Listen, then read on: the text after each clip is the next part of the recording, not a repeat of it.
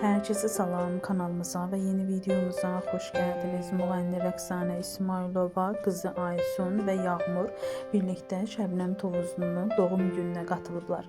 Qeyd edək ki, Şəbnəm Tovuzlu özünə təmtəraqlı şəkildə doğum günü edib.